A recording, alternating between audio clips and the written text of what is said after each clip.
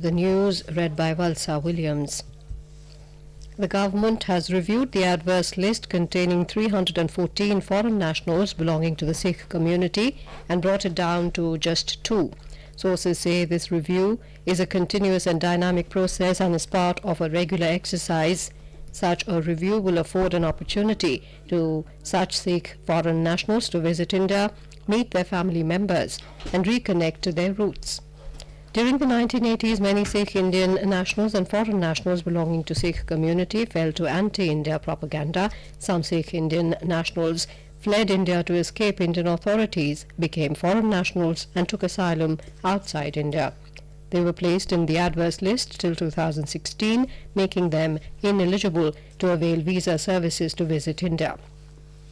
Today is the closing of the 14th Conference of Parties under the United Nations Convention to Combat Desertification. The core agenda of the conference is to reverse land degradation and its outcomes while accelerating positive achievements for people and for ecosystems.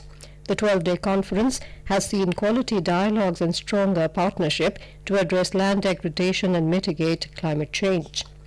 Environment, Forest and Climate Change Minister Prakash Javadekar is currently announcing the outcomes of the conference. In which we will adopt Delhi Declaration, which is not only futuristic but ambitious statement of global action by each country how to achieve land degradation neutrality. Because land is an important asset in a growing population, so every meter of land needs to be used, and it can be done now. Restoration of land which was not possible has now become possible.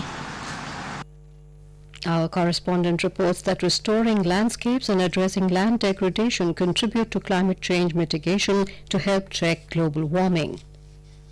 Delhi Chief Minister Arvind Kejriwal today announced that odd-even road rationing scheme will be implemented in Delhi from November the 4th to the 15th.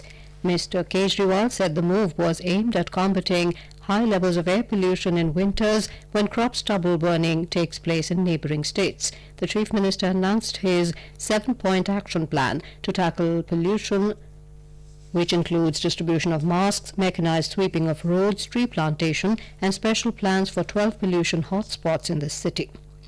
Under the scheme, odd and even numbered vehicles ply on alternate days. Delhi has earlier also experimented with odd-even plan.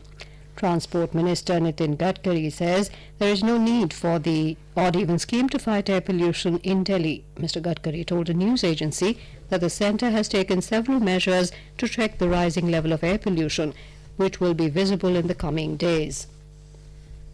The Supreme Court today referred the centre's plea seeking review of the earlier verdict, which had virtually diluted provisions of arrest under the SC/ST Act, to a 3-judge bench. A bench of Justices Arun Mishra and U. Lalit ordered to place the matter before the 3-judge bench next week. In May, the Supreme Court reserved the judgment on the centre's review plea while observing that laws in the country should be caste-neutral and uniform. The centre had contended that the March 2018 verdict was problematic and it should be reviewed by the court. The verdict had led to a massive outcry and protests by different SC/ST organizations across the country. In Madhya Pradesh, bodies of 11 people have been recovered after a boat carrying them capsized yesterday during Ganesh idol immersion in lower lake of Bhopal. 6 people have been rescued. Search for one more missing person is in progress. A magisterial probe has been ordered into the incident. 2 people have been arrested in this case so far. In Maharashtra also, at least 18 persons drowned in separate incidents during immersion of Ganesh idols across the state. Immersions, which began on Anant Chaturdashi yesterday, continued this morning in several parts of Mumbai, Pune and Sangli.